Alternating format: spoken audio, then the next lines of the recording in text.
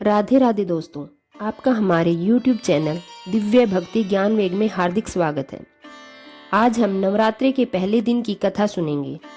नवरात्रि के पहले दिन माता शैलपुत्री की पूजा की जाती है।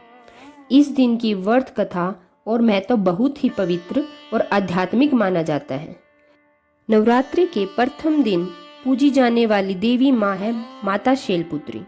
इनका नाम दो शब्दों से बना है, शैल यानी पर्वत और पुत्री यानी बेटी, अर्थात ये पर्वतराज हिमालय की पुत्री है। इनका वाहन वृषभ यानी बैल है, इसलिए इन्हें वृषारूढ़ा भी कहा जाता है। इनके दाहिने हाथ में त्रिशूल और बाएं हाथ में कमल का फूल होता है। इस दिन कलश की स्थापना की जाती है। घट स्थापना से पूजा प्रारंभ होती है और जीवन में स्थिरता तथा शक्ति की कामना की जाती है। कहा जाता है कि माता शैलपुत्री की पूजा और व्रत से मन को शांति मिलती है, जीवन में स्थिरता आती है, कष्टों का नाश होता है और आध्यात्मिक ऊर्जा बढ़ती है।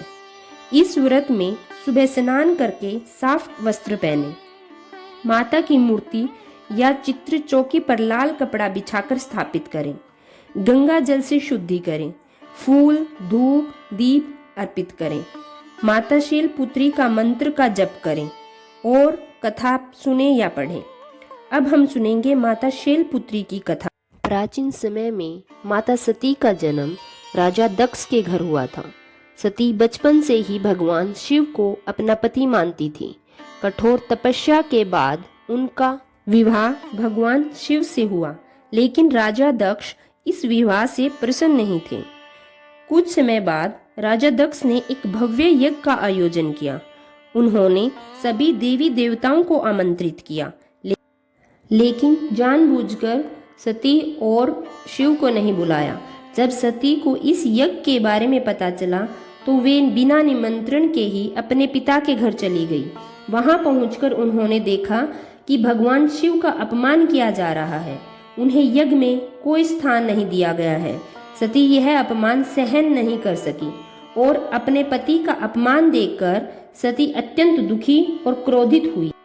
उन्होंने यज्ञ कुंड की अग्नि में प्रवेश कर अपने प्राण त्याग दिए।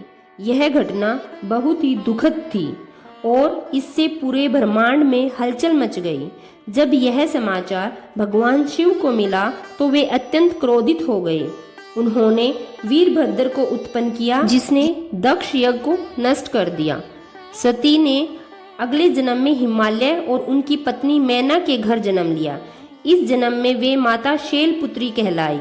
बचपन से ही उनमें अद्भुत दिव्य शक्ति थी। बाद में उन्होंने फिर से कठोर तपस्या की और पुनः भगवान शिव को पति के रूप में प्राप्त किया। धन्यवाद।